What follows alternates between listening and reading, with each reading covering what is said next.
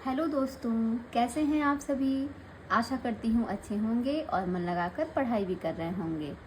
तो आप सभी का स्वागत है आपके अपने यूट्यूब चैनल प्रतिष्ठा हिंदी ज्ञानधारा में। इस समय हम पढ़ रहे हैं संस्कृत साहित्य में कवियों को, और संस्कृत साहित्य के कवियों पर हमने जो है संपूर्ण अध्ययन कर लिया है, जो कि हमारी परीक्षा की दृष्टि से देखा जाए तो महत्वपूर्ण जो कवि थे उनके विषय में तो हमने अध्ययन कर लिया है। अब हम जो है कुछ महत्वपूर्ण बिंदुओं को लेकर आए हैं। जैसे ये सारी चीज़ें आपने पढ़ी तो है, जब एक एक कवियों के बारे में हमने पढ़ाया है तब आपने सब कुछ अच्छे से पढ़ा है।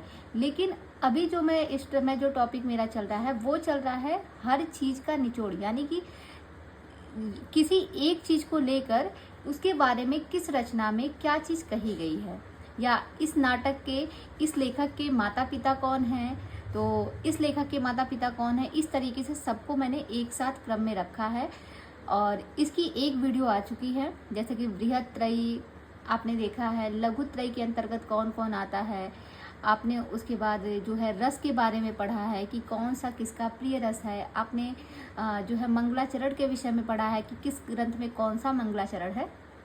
मैं इस तरह की बात कर रही हूँ।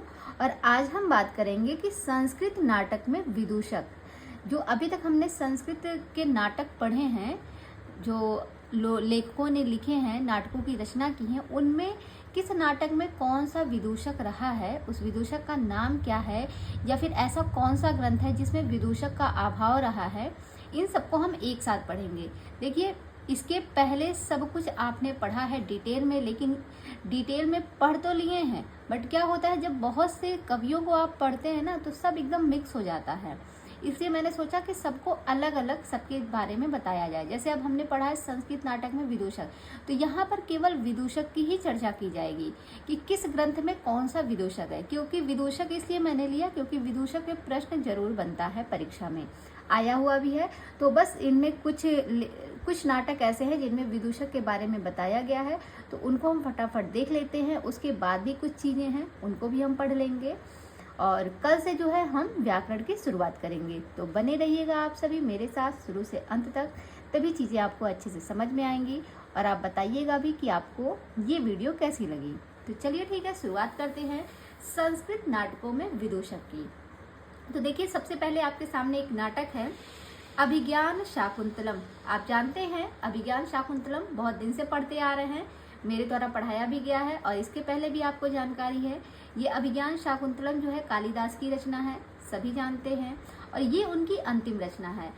अब ये तो हम जान गए, ये नाटक कालिदास का है। अब इसमें जानते हैं विदूषक। इसमें विदूषक कौन था, तो विदूषक जो था उसका नाम था माधव्य, या फिर कहीं कहीं माधव्य मिलता है। दो नाम मिलते हैं, माधव्य या फिर माधव्य। और ये माधव्य जो है ना, ये दुष्यंत का जो है सखा, मतलब उसका मित्र रहता है। इसमें जो विदूषक माधव्य है ये दुष्यंत का मित्र रहता है इस नाटक में, ये बात आप ध्यान रखिएगा। अब बात करते हैं विक्रमोवर्षियम। विक्रमोवर्षियम की अगर हम बात करें इस नाटक की, तो इसमें जो विदूषक है उसका नाम है मांडवक। क्या नाम है? मांडवक नाम है। दोनों में कंफ्यूजन हो सकता है, इसलिए याद रखिएगा अभिज्ञान शाकुंतलम का जो विदूषक है उसका नाम है माधव्य, और विक्रमोवर्षियम का जो विदूषक है उसका नाम है मांडवक। ठीक है, आगे हम बात करते हैं मालविकाग्निमित्रम की। तो मालविकाग्निमित्रम जो नाटक है इसमें जो विदूषक है उसका नाम है गौतम। क्या नाम है? गौतम नाम है विदूषक का। नेक्स्ट में देखिएगा मृच्छकटिकम। जो मृच्छकटिकम जो है ये भी एक नाटक है, और इसमें जो विदूषक है उसका नाम है मैत्रेय। मृच्छकटिकम मैत्रेय, विदूषक कौन है? मैत्रेय है। आगे देखिएगा, अगला जो नाटक है वो है रत्नावली। ये नाटक एक नाटिका है रत्नावली, और इसमें जो विदूषक है उसका नाम है वसंतक। क्या नाम है? वसंतक नाम है। और इसके बाद बात करें स्वप्नवाश्वदत्तम। स्वप्नवाश्वदत्तम, इसमें जो विदूषक की अगर हम बात करें तो इसमें भी विदूषक कौन है? वसंतक है। तो देखिए, इसमें जो सबसे महत्वपूर्ण है वो तो अभिज्ञान शाकुंतलम है, विक्रमोवर्षियम है और मालविकाग्निमित्रम, ये तीनों तो महत्वपूर्ण हैं। बाकी साथ में इन तीनों को भी याद कर लीजिएगा। अब देखिए, रत्नावली और स्वप्नवाश्वदत्तम ये दोनों के सेम हैं, वसंतक ही हैं दोनों के। और यहाँ पे देखिएगा मालती माधवम, इसमें जो है विदूषक का अभाव है। मतलब विदूषक नहीं पाया जाता इस ग्रंथ में। महावीर चरितम, इसमें भी विदूषक का अभाव है। उत्तर रामचरितम, इसमें भी विदूषक का अभाव है। तो आप जानते हैं ये जो तीनों रचनाएं हैं, मालती माधवम, महावीर चरितम और उत्तर रामचरितम, ये तीनों किसकी रचना है? ये तीनों भर्तृहरि की रचना है। मामा महावीर उत्तर में भवभूति की रचना है, भर्तृहरि की नहीं, भवभूति की। इसकी मैंने ट्रिक भी बनाई थी कि मामा महावीर उत्तर में भभूति लेने गए, तो भभूति से याद रहेगा भवभूति। देखिए इसीलिए मैंने इसकी ट्रिक बनाई थी। देखिए अब जैसे मैंने भी अभी गलत बता दिया ना आप लोगों को कि ये तीनों रचनाएं किसकी हैं, भर्तृहरि मैंने बोल दिया था, लेकिन ये भर्तृहरि की नहीं, ये भवभूति की है। तो इसीलिए कहते हैं कभी कभी ट्रिक आपके काम आ जाती है, तो इसलिए आप ट्रिक से याद करिएगा, तो आपका कभी गड़बड़ नहीं होगा कि कौन सी रचनाएं किसकी हैं। संस्कृत में कुछ ऐसे लेखक हैं जिनका नाम मिलता जुलता है, तो सब एकदम से मिक्स होता चलता है, इस वजह से क्लियर करना जरूरी है। तो यहाँ पे आपने देख लिया, इनमें विदूषक का अभाव रहता है इनके तीनों ग्रंथों में। और एक रचना है मुद्रा राक्षस। जो मुद्रा राक्षस है ये विशाख दत्त की रचना है और इसमें भी जो है विदूषक का अभाव रहता है। तो आपने क्या देखा, 6 ग्रंथ ऐसे हैं जिसमें विदूषक पाए गए हैं और 4 ग्रंथ ऐसे हैं जिसमें विदूषक का अभाव है। तो ये जिसमें विदूषक का अभाव है उनको जरूर आप ध्यान रखिएगा। इसमें देखिएगा संस्कृत वाङ्मय के प्रमुख महाकाव्य।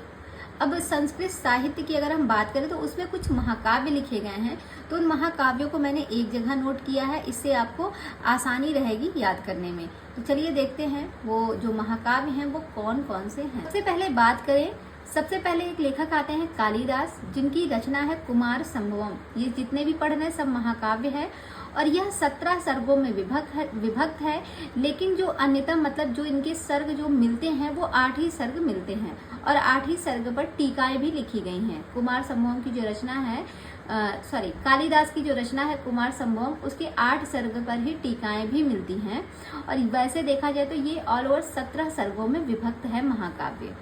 आगे देखिएगा, कालिदास की एक रचना है रघुवंशम। ये जो है 19 सर्गों में विभक्त है। ये इसलिए बता रहे हैं महाकाव्य क्योंकि ये सारे प्रश्न पूछे जाते हैं, तो इन सबको ध्यान रखिएगा। रघुवंशम ये भी महाकाव्य है, 19 सर्गों में है, सब आपने पहले भी पढ़ा है। आगे देखिएगा अश्वघोष है, अश्वघोष की रचना है बुद्धचरितम, जो कि 28 सर्गों में विभक्त है, बुद्धचरितम। इसके बाद बात करें अश्वघोष की एक रचना है सौंदर्य नंद।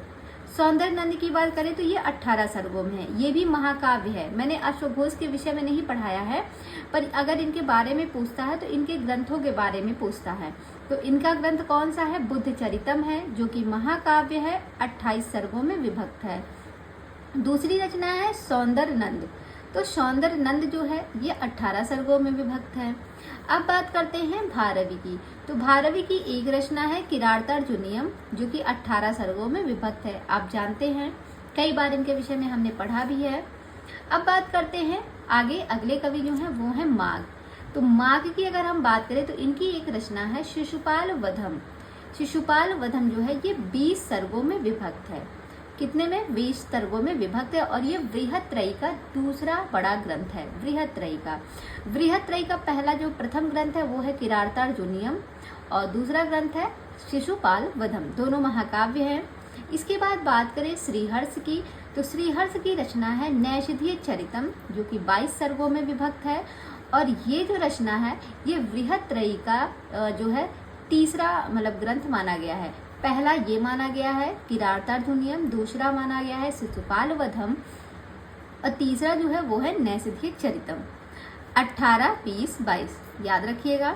इसको बार बार मैं इसलिए रिपीट कर रही हूँ क्योंकि यहाँ से प्रश्न आने के चांसेस बहुत ज़्यादा हैं, इसलिए आपको दिमाग में अभी ही बार बार आप मेरी आवाज़ सुनेंगे तो आपको चीज़ें याद रहेंगी। आगे देखते हैं, अगले जो लेखक हैं वो हैं भट्टी। भट्टी ने एक रचना लिखी थी जो कि महाकाव्य है, भट्टी काव्य। महाकाव्य है, भट्टी काव्य नाम से इन्होंने रचना लिखी थी, जिसमें रावण के वध को दिखाया गया है और ये भी 22 सर्गों में विभक्त है। देखिए इस ज्यादातर तो हम लोग भट्टी काव्य के बारे में पढ़े रहते हैं, भट्टी काव्य, ठीक है, कि भट्टी की रचना है, लेकिन सर्ग कहीं मिलता नहीं है। लेकिन सर्ग यहाँ पे ध्यान रखिएगा, इसमें भी 22 सर्ग हैं। आगे देखते हैं, अगले जो लेखक हैं वो है कुमारदास कुमारदास की बात करें तो इनकी रचना है जानकी हरणम। जो जानकी हरणम है ये 20 से 25 सर्गों में विभक्त है। कितने सर्गों में विभक्त है? 20 से 25 सर्गों में ये विभक्त है जानकी हरणम, लेकिन 10 से 15 सर्ग ही इसके प्राप्त हैं। कितने प्राप्त हैं? वैसे देखा जाए तो विभक्त है 20 से 25 सर्गों में, लेकिन प्राप्त कितने हैं? 10 से 15 सर्ग। ध्यान रखिएगा। आगे बात करें रत्नाकर की, तो रत्नाकर की रचना है हर विजयम। बहुत ही महत्वपूर्ण है। इसलिए महत्वपूर्ण है क्योंकि ये सबसे बड़ा महाकाव्य है। जो रत्नाकर की रचना है हर विजयम यानी हर किसी पर विजय, हर पर विजय प्राप्त किया गया, इसलिए क्या हो गया? ये सबसे बड़ी बात हो गई ना। तो सबसे बड़ा महाकाव्य कौन सा हो गया? हर विजयम हो गया। और ये जो है 50 सर्गों में विभक्त है। ये इसीलिए महत्वपूर्ण है क्योंकि ये जो है संस्कृत साहित्य का सबसे बड़ा महाकाव्य माना गया है। क्यों? क्योंकि यह 50 सर्गों में विभक्त रचना है, इसलिए यहाँ से ये प्रश्न आता भी है। आगे देखिएगा, एक लेखक हैं हरिश्चंद्र। हरिश्चंद्र ने एक रचना लिखी थी धर्म शर्माभ्युदय। इसमें जो सर्गों की संख्या है वो 21 बताई गई है। ध्यान रखिएगा। तो यहाँ पर हमने जो है संस्कृत साहित्य के कुछ प्रमुख महाकाव्यों का वर्णन किया, उनके लेखकों को पढ़ा और उनके सर्गों के बारे में भी जानकारी प्राप्त की। अब हम बात करते हैं कुछ ऐतिहासिक काव्य जो लिखे गए हैं। तो ऐतिहासिक काव्य के बारे में भी पढ़ लेते हैं, कौन कौन से ऐतिहासिक काव्य लिखे गए हैं संस्कृत साहित्य में। तो सबसे पहले इसमें जो ग्रंथ आता है वो है बुद्ध चरितम की। अगर हम बात करें तो बुद्ध चरितम किसकी रचना है? ये अश्वघोष की रचना है और ये ऐतिहासिक महाकाव्य है। देखिए, पहले तो मैंने पढ़ा कि महाकाव्य है, लेकिन ये महाकाव्य है कैसा? ये ऐतिहासिक महाकाव्य है, ये ध्यान रखिएगा। महाकाव्य में भी हमने इनको पढ़ा है ना, तो याद रखिएगा कि महाकाव्य की तो बात हो रही है, लेकिन ये राजनीतिक नहीं, ऐतिहासिक महाकाव्य है, कल्पना प्रसूत नहीं है, ऐतिहासिक है। इस तरीके से याद रखिएगा। बुद्ध चरितम किसकी है? अश्वघोष की है। और अभी हमने पढ़ा है कि इसमें सर्गों की संख्या कितनी है? तो 28 है। आगे देखिएगा, दूसरी रचना है हर्षचरितम। हर्षचरितम किसकी रचना है? तो आपने इसके विषय में पढ़ा है, ये बाणभट्ट की रचना है हर्षचरितम। आगे बात करें विक्रमांक देवचरितम। विक्रमांक देवचरितम ये रचना किसकी है? तो ये बिल्हड़ की रचना है। आगे है रास तरंगड़ी, ये बहुत पूछी जाती है। रास तरंगड़ी किसकी है? ये महाकवि कल्हड़ की है। कल्हड़ की रास तरंगड़ी बहुत पूछी जाती है। नेक्स्ट में है सोमपाल विजयम। सोमपाल विजयम किसकी है? ये जल्हड़ की रचना है। सोमपाल विजयम किसकी रचना है? तो जल्हड़ की है। ध्यान रखिएगा, विक्रमांक देवचरितम बिल्हड़ की है, वासे विक्रमांक वासे बिल्हड़। फिर है राज तरंगड़ी किसकी है? कल्हड़ की है। ये सभी को याद है, कल्हड़ की राज तरंगड़ी। फिर बात करते हैं सोमपाल विजयम। तो सोमपाल विजयम किसकी है? ये जल्हड़ की है। सोमपाल विजयम किसकी है? ये जल्हड़ की है। और इसके बाद बात करें प्रबंध कोश। प्रबंध कोश जो है ये रचना किसकी है? ये राजशेखर की है और ये एक ऐतिहासिक महाकाव्य है। ध्यान रखिएगा कैसा है? ऐतिहासिक महाकाव्य है। तो यहाँ पर हमने कुछ ऐतिहासिक महाकाव्यों को देखा और अब हम बात करेंगे संस्कृत में सर्वप्रथम, सर्वप्राचीन और सर्वश्रेष्ठ के बारे में कि कौन सा सर्वप्रथम है, कौन सा जो है सर्वप्राचीन है, कौन सा ग्रंथ सर्वश्रेष्ठ माना गया है, इनके विषय में देखते हैं। देखिए यहाँ से भी 1-2 प्रश्न आपके जरूर आएंगे। तो चलिए इन जो महत्वपूर्ण है, परीक्षा में पूछे जाते हैं और जिनके विषय में आपको जानकारी होनी चाहिए, उन क्वेश्चनों को मैंने लिया है। तो आराम से इसको पढ़ेंगे। देखिए सबसे पहला है प्राचीनतम वेद। तो अगर हम प्राचीनतम वेद की बात करते हैं तो हम जानते हैं प्राचीनतम वेद हमारा क्या है? वो है ऋग्वेद। उसी जगह अगर बात की जाए प्राचीनतम पुराण की, तो प्राचीनतम पुराण में आपका आ जाएगा ब्रह्म पुराण। देखिए ये सारे क्वेश्चन आपके जीएस में भी आते हैं, तो उस तरीके से भी आप इनको ध्यान रखेंगे तो भी आपको याद करना बहुत ज़रूरी है, जीएस के पर्पज से या फिर आप संस्कृत के पर्पज से भी पढ़ सकते हैं। आगे बात करें तो अगला है प्राकृत काव्यों में प्राचीनतम। जो प्राकृत काव्य हैं उन काव्यों में प्राचीनतम ग्रंथ कौन सा है? वो है सेतुबंध। प्राकृत काव्यों में प्राचीनतम ग्रंथ है सेतुबंध। आर्य भाषाओं में प्राचीनतम क्या है? आर्य भाषाओं में अगर हम प्राचीनतम की बात करें तो वो है वैदिक संस्कृत, क्योंकि आर्य भाषाओं की बात हो रही है तो आप जानते हैं प्राचीन काल में दो संस्कृत प्रचलित थी, एक वैदिक थी, एक लौकिक थी। ठीक है, वैदिक में ही वेद पुराण वगैरह वगैरह के बारे में बताया गया है। जब स्टार्ट हमने किया था संस्कृत साहित्य तो सबसे पहले मैंने यही चीज़ बताया था, वैदिक संस्कृत और लौकिक संस्कृत के बारे में। तो आप जानिएगा आर्य भाषाओं में जो सबसे प्राचीनतम थी वो थी वैदिक संस्कृति। अब बात करते हैं वेदांग के प्राचीनतम ग्रंथ। अगर वेदांग हैं, उन जो वेदांग हैं हमने पढ़े हैं, वेदांग के प्राचीनतम ग्रंथ की बात करें तो कौन सा है, तो वो है कल्प सूत्र। इंपॉर्टेंट है, ध्यान रखिएगा। सर्वश्रेष्ठ गद्यकार की बात करें तो सर्वश्रेष्ठ गद्यकार के रूप में हम किसको जानते हैं, बाण भट्ट को जानते हैं सर्वश्रेष्ठ गद्यकार के रूप में। आगे है सर्वश्रेष्ठ वैयाकरण। तो सर्वश्रेष्ठ वैयाकरण के रूप में हम जानते हैं महर्षि पाणिनि को। सब चीज ध्यान से सुनते जाइएगा, 1 नंबर का ये प्रश्न आता है। इसे मैं आराम से पढ़ा रही हूँ, जो महत्वपूर्ण है बस उन्हीं को लिया है। तो सर्वश्रेष्ठ व्याकरण में कौन आते हैं, महर्षि पाणिनि को रखा जाता है। अगर सर्वश्रेष्ठ नाटककार की बात करें तो उसमें आते हैं आपके महाकवि कालिदास जी। सर्वश्रेष्ठ प्रतीकात्मक नाटक की बात करें, देखिए अभी हमने बात किया है सर्वश्रेष्ठ नाटककार, तो नाटककार में है कालिदास। लेकिन सर्वश्रेष्ठ प्रतीकात्मक नाटक की बात करें तो इसमें है प्रबोध चंद्रोदय नाटक, याद रखिएगा। और अगर सर्वप्रथम नाटककार की बात करें तो सर्वप्रथम जो नाटककार है संस्कृत साहित्य में वो आते हैं भास, जिनके हमने 13 नाटकों का वर्णन किया है। अगर आप में से कोई भी मेरे चैनल पे आज फर्स्ट टाइम जुड़ा है और उन्होंने इस सारे टॉपिकों को नहीं पढ़ा है, अब भाई फर्स्ट टाइम जुड़ेंगे तो कहाँ से पढ़े होंगे, तो आप प्लीज़ मेरी पुरानी वीडियो को जाके देखिएगा। प्लेलिस्ट में सारी पुरानी वीडियोस पड़ी हैं और इन सभी लोगों के बारे में मैंने विस्तृत अध्ययन किया है, विस्तृत अध्ययन कराया भी है। तो आप देखिएगा, आपको वीडियो पसंद भी आएगी और एग्ज़ाम की दृष्टि से बहुत ज़्यादा महत्वपूर्ण भी है सारी की सारी क्लासेस। तो और हाँ, अगर चैनल को सब्सक्राइब नहीं किया है अभी तक तो प्लीज़ मेरे चैनल को सब्सक्राइब भी करते चलिए, साथ ही साथ और जो है लाइक भी कर दीजिएगा वीडियो को। चलिए आगे देखते हैं। तो सर्वप्रथम नाटककार समझ में आ गया। सर्वप्रथम नाटककार की बात करेगा तो हम किसको बताएंगे, भास को बताएंगे। लेकिन अगर सर्वश्रेष्ठ नाटककार की बात करेगा तो हो जाएंगे कालिदास। कालिदास सर्वश्रेष्ठ हैं, लेकिन सबसे पहले जो नाटककार थे वो थे भास आपके। आगे देखिएगा, सर्वश्रेष्ठ तांत्रिक ग्रंथ कौन सा है, तो वो है तंत्रालोक। भाई ये महत्वपूर्ण है, वैसे याद भी हो जाएगा, तांत्रिक की बात हो रही है और यहाँ पे तंत्रालोक है, तो याद हो जाएगा। आगे है संस्कृत के सर्वश्रेष्ठ कवि। तो संस्कृत के सर्वश्रेष्ठ कवि के रूप में हम किसको जानते हैं, उन्हीं को, महाकवि कालिदास को, जो कि सर्वश्रेष्ठ नाटककार भी हैं।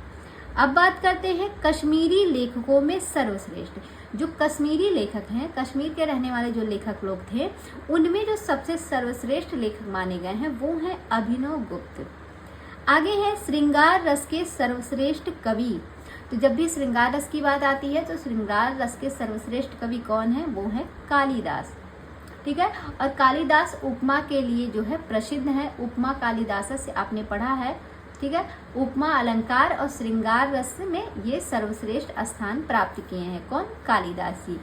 अब हम बात करते हैं करुड़ रस की। तो करुड़ रस के विषय में आपने पढ़ा भी है कि करुड़ रस के सर्वश्रेष्ठ कवि कौन माने जाते हैं, वो माने जाते हैं आपके भवभूति। अब हम देखेंगे संस्कृत गद्य साहित्य की सर्वोत्कृष्ट रचना। ध्यान दीजिएगा, यहाँ पे जो संस्कृत साहित्य हम पढ़ रहे हैं उसमें गद्य और पद्य 2 भाग होते हैं ना, तो यहाँ पे बात हो रही है गद्य साहित्य की, कि संस्कृत साहित्य में जो गद्य साहित्य है उसकी सर्वोत्कृष्ट रचना कौन सी है, तो वो है कादम्बरी, जो कि बाणभट्ट की रचना है कादम्बरी। और इनके विषय में भी मैंने जो है बहुत डिटेल में पढ़ाया है। अगर आप में से किसी ने नहीं पढ़ा है तो प्लीज़ जाके पुरानी वीडियो को देखिएगा, पढ़िएगा। कादम्बरी की स्टोरी जब आपको समझ में आएगी तो आप इनके सारे क्वेश्चन को आसानी से सॉल्व कर सकते हैं। वैसे कादम्बरी की स्टोरी जल्दी समझ में आती नहीं है, पर मैंने उसको बताने का प्रयास किया है कि ताकि आप लोगों को सरल शब्दों में आसानी से कादम्बरी की स्टोरी समझ में आ जाए। और जिन लोगों ने देख लिया है उनको पता ही होगा, जिन्होंने नहीं देखा है वो बाद में जाके, ये क्लास ख़त्म होगी तो बाद में जाके आप प्लेलिस्ट में और फ़ौरन देखिएगा। आप पेंडिंग मत रखिएगा कि अच्छा ठीक है मैं बाद में देख लूँगा, बाद में देख लूँगा या देख लूँगी नहीं, बाद कभी आता ही नहीं है। आप फौरन जाके देखिएगा, काम करते करते ईयरफोन लगा के स्टोरी सुनती रहिएगा ताकि आपको चीज़ें याद हो जाएं। आगे बात करते हैं, अगला क्वेश्चन है मीमांसा के सर्वप्रथम भाष्यकार। तो जब मीमांसा की बात हो रही है कि मीमांसा के सर्वप्रथम भाष्यकार कौन है, तब उसमें नाम आता है सबर का। केरलीय राजाओं में सर्वश्रेष्ठ कौन थे? तो केरल के राजा लोग थे, उनमें सर्वश्रेष्ठ कौन थे? उनमें थे राम वर्मा। और अभी हमने पढ़ा है कश्मीरी लेखकों में सर्वश्रेष्ठ, तो कश्मीरी लेखकों में जो सर्वश्रेष्ठ थे वो थे अभिनव गुप्त, और केरलीय राजाओं में जो सर्वश्रेष्ठ हैं वो है राम वर्मा।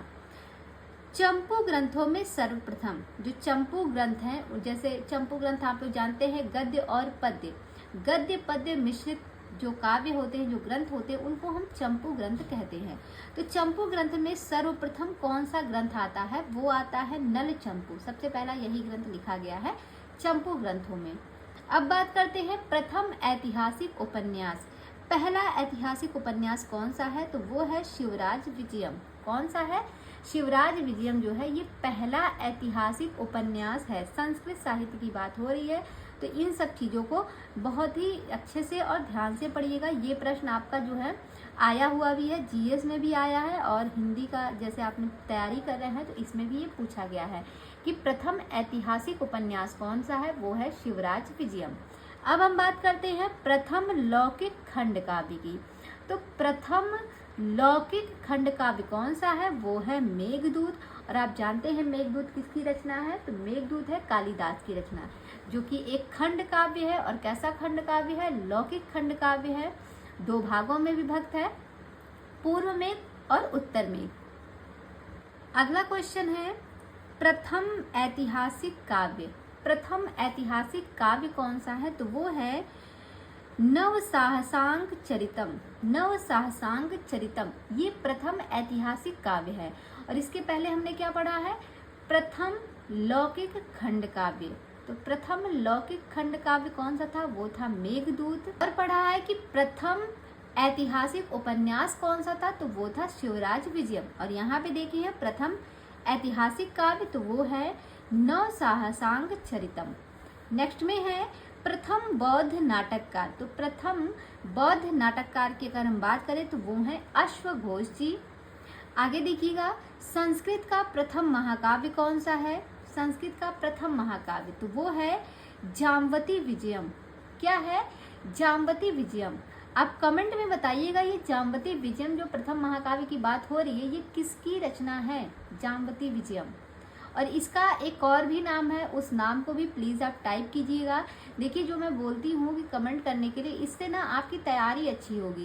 जब चीज़ें आपको याद रहेंगी तभी आप उसका जवाब देंगे, और जवाब देने से ही आपको चीज़ें याद होंगी। अगर जवाब नहीं देंगे तो वो क्वेश्चन तो आपके दिमाग से गया, और जवाब देंगे तो अगर सही होगा तो मैं उस पर रिप्लाई करूँगी, और गलत होगा तो उस पर बताऊँगी कि ये नहीं, ये है इसका जवाब।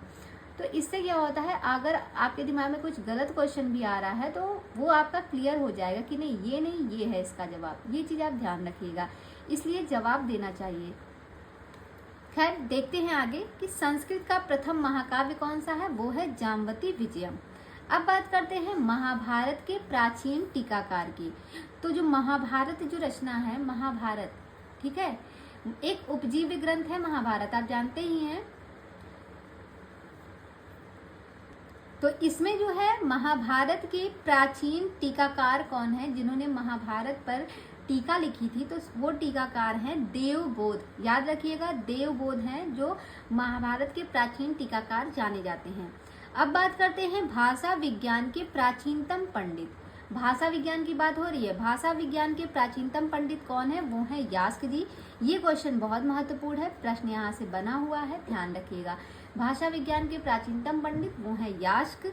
आगे देखिएगा व्याकरण दर्शन का सर्वोत्तम ग्रंथ कौन सा है? तो वो है वाक्यपदीय। ये व्याकरण दर्शन का सर्वोत्तम ग्रंथ है। आगे देखिएगा अगला क्वेश्चन है वेद व्याख्याकारों में अग्रगण्य कौन है? वेद व्याख्याकारों में अग्रगण्य तो वो हैं शायणाचार्य। कौन है? शायणाचार्य हैं जो वेद व्याख्याकारों में सबसे आगे माने गए हैं। आगे देखिएगा ऐतिहासिक काव्यों में अग्रणी, जो ऐतिहासिक काव्य लिखे गए हैं उस काव्यों में अग्रगणी ऐतिहासिक काव्यों में अग्रणी कौन है? तो वो है रास तरंगणी। कौन सी है? रास तरंगणी। अभी हमने पढ़ा है ना रास तरंगणी के विषय में। रास तरंगणी जो है वो किसका ग्रंथ है? तो आपने पढ़ा है कि रास तरंगणी जो है वो कल्हड़ की रचना है। कल्हड़ की रास तरंगणी है और वो क्या है? वो ऐतिहासिक काव्यों में अगर बात की जाए तो सबसे अग्रणी है। आगे देखिएगा, सर्वाधिक विशाल पुराण। तो सर्वाधिक विशाल पुराण जो है वो है स्कंद पुराण। सर्वाधिक छोटा पुराण अगर बात करें तो सबसे जो छोटा पुराण है वो है मार्कंडेय पुराण। और सबसे विशाल पुराण कौन सा, यानी कि सबसे बड़ा पुराण, वो है स्कंद पुराण, सबसे बड़ा पुराण। और सबसे छोटा मार्कंडेय पुराण। भाई अगर आप किसी को बार बार मारेंगे तो वो छोटा हो ही जाएगा, होगा कि नहीं? छोटा होगा। तो बार बार मारने से वो उसका जो है बुद्धि वो दब जाता है, फिर वो छोटा ही रह जाता है, विकसित नहीं हो पाता। इससे याद भी रख सकते हैं। सबसे छोटा पुराण मार्कंडेय पुराण है। फिर बात करते हैं सर्वाधिक वृहद उपनिषद।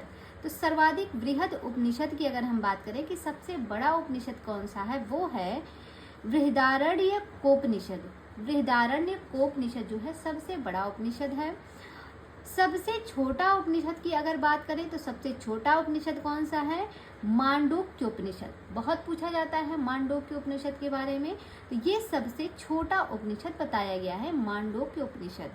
आगे देखिएगा, अर्वाचीन वेद की अगर बात करें तो अर्वाचीन वेद में कौन आएगा? वो आपका आ जाएगा अथर्ववेद। बाकी वेदत्रयी के अंतर्गत आपके 3 वेद आते हैं, आपने पढ़ा है ऋग्वेद, यजुर्वेद और सामवेद। और अर्वाचीन वेद के अंतर्गत आपका अथर्ववेद जो चौथा वेद है वो आता है। आगे बात करते हैं ललित कलाओं के आदि आचार्य। तो ललित कलाओं के आदि आचार्य कौन माने जाते हैं? वो माने जाते हैं आपके भरत मुनि जी। अब हम बात करते हैं काव्य शास्त्र की वृहत त्रयी के बारे में। तो देखिए, जैसे कल हमने कुछ जो है त्रयी को लिया था, जैसे कुछ लघु त्रयी थे, वृहत त्रयी थे, मुनि त्रयी थे, ऐसे ऐसे करके हमने 8-9 लोगों के बारे में कल अध्ययन किया था। आज हम उन्हीं के विषय में थोड़ा सा और पढ़ते हैं, क्योंकि यहाँ से भी प्रश्न आते हैं, इसलिए आपको जानना चाहिए कि काव्य शास्त्र की वृहत त्रयी में कौन कौन आता है। तो इसमें देखिए कौन कौन सा ग्रंथ आता है काव्य शास्त्र की वृहत त्रयी में। तो सबसे पहले आता है ध्वन्यालोक। ये ध्वन्यालोक जो है आनंदवर्धन की रचना है। दूसरा आता है काव्य प्रकाश, जो कि मम्मट की रचना है। और तीसरा जो ग्रंथ है वो है रस गंगाधर, ये जगन्नाथ की रचना है, रस गंगाधर। तो काव्य शास्त्र की वृहत त्रयी के अंतर्गत ये 3 ग्रंथ आते हैं। तो देखिए, ये जो वृहत त्रयी वगैरह रहते हैं ना, वृहत त्रयी, मुनि त्रयी, तो इन सभी को आप जरूर याद रखिएगा, क्योंकि यहाँ से प्रश्न तो एक ना एक जरूर फंसते हैं। तो काव्य शास्त्र की वृहत त्रयी आपने देख ली। अब बात करते हैं आयुर्वेद की वृहत त्रयी। तो आयुर्वेद की वृहत त्रयी की बात करें, इसमें कौन कौन आता है? इसमें आता है चरक संहिता, सुश्रुत संहिता और अष्टांग हृदय। चरक संहिता, सुश्रुत संहिता और अष्टांग हृदय, ये 3 आपकी जो है आयुर्वेद की वृहत त्रयी के अंतर्गत आते हैं। अब हम बात करते हैं पुराणों के मुनित्रय के बारे में। कल आपने क्या पढ़ा था? व्याकरण के मुनित्रय कौन कौन थे? आपने उसमें पढ़ा था पाणिनि, पतंजलि और कात्यायन को, है ना। और आज हम पढ़ेंगे वो जो थे वो व्याकरण के मुनित्रयी थे। यहाँ पे आज हम पढ़ेंगे पुराणों के मुनित्रयी। तो पुराणों के मुनित्रयी में आप क्या जाएंगे? वेदव्यास, पराशर और सुखदेव। वेदव्यास, पराशर और सुखदेव ये पुराणों के मुनित्रयी के अंतर्गत आते हैं, ध्यान रखिएगा। अब हम बात करते हैं बौद्ध दर्शन के त्रिपिटक। ये प्रश्न आपका जीएस में कई बार पूछा भी गया है, सभी लोग जानते भी हैं। तो बौद्ध दर्शन के जो त्रिपिटक हैं उनमें कौन कौन से आते हैं? एक है विनय पिटक, दूसरा है सुत्त पिटक और तीसरा है अभिधम्म पिटक। यही त्रिपिटक आते हैं बौद्ध दर्शन के अंतर्गत। आगे हम देखते हैं महाभारत के पंचरत्न कौन से हैं। महाभारत के जो पंचरत्न की बात होती है तो उसमें कौन से आते हैं? उसमें आपका आता है गीता, विष्णु सहस्त्र नाम, अनुगीता, भीष्मस्वराज और गजेंद्र मोक्ष। ये 5 आपके महाभारत के पंचरत्न के रूप में आते हैं। गीता, विष्णु सहस्त्र नाम, अनुगीता, भीष्मस्वराज और गजेंद्र मोक्ष। आगे देखिएगा, आगे बात करते हैं वेदांत दर्शन के कठिन त्रयी। वेदांत दर्शन, जो वेदांत दर्शन है उसमें जो है कठिन त्रय, यानी कि कौन कौन से जो दर्शन थे वो कठिन रहे हैं, ज़्यादा टफ रहे हैं। तो वेदांत दर्शन के जो कठिन त्रय में कौन कौन से आते हैं ग्रंथ, उसमें आपके आते हैं खंडन खंड खाद्य, खंडन खंड खाद्य, तत्व दीपिका और अद्वैत सिद्धि। ये 3 आते हैं कठिन त्रय के अंतर्गत। जैसे आपने कल पढ़ा था पाषाण त्रयी, पाषाण त्रयी में कौन कौन से आते हैं ग्रंथ, तो आपने जाना था कि जो भारवी की रचना है किरातार्जुनीयम, उसका पहला सर्ग, दूसरा सर्ग और तीसरा सर्ग, ये तीनों सर्ग जो है उसकी कठिनता के कारण उसको क्या नाम दिया गया था, पाषाण त्रयी के अंतर्गत रखा गया था। आपने ये पढ़ा था। और उस पर जो है चित्रभानु ने जो है तीनों सर्गों पर टीका भी लिखी थी, जिसका नाम था शब्दार्थ दीपिका। शब्दार्थ दीपिका नाम से उन्होंने टीका भी लिखी थी चित्रभानु ने, तो पाषाण त्रयी पर। तो ये आपको ध्यान रखना है। वैसे ही यहाँ पे क्या है, वेदांत दर्शन के कठिन त्रयी। तो आज की क्लास को हम यहीं तक रखते हैं। इसके आगे कल हम चर्चा करेंगे। कल हम पढ़ेंगे व्याकरण के विषय में। कल से हमारा जो है संस्कृत व्याकरण स्टार्ट हो जाएगा। तो आज की क्लास को यहीं तक रखते हैं। कल हम मिलते हैं संस्कृत व्याकरण के साथ। और इसके पहले जाते जाते अगर आपने मेरे चैनल को अभी तक सब्सक्राइब नहीं किया है तो प्लीज़ चैनल को सब्सक्राइब कर दीजिएगा, ताकि जो भी वीडियोस मेरे द्वारा अपलोड की जाती है उसकी नोटिफिकेशन आपको तुरंत मिल जाए और आपको अच्छी अच्छी जानकारियाँ भी मिलती रहें और परीक्षा में जो है आपकी तैयारी भी बहुत अच्छी हो जाए। और इसके साथ ही साथ जो है, अगर आपने अभी तक वीडियो को लाइक नहीं किया है तो प्लीज़ वीडियो को लाइक भी करते जाइएगा। और मैं भी चलती हूँ, मुझे भी काम है। तो मिलते हैं कल संस्कृत व्याकरण के साथ। तब तक के लिए धन्यवाद।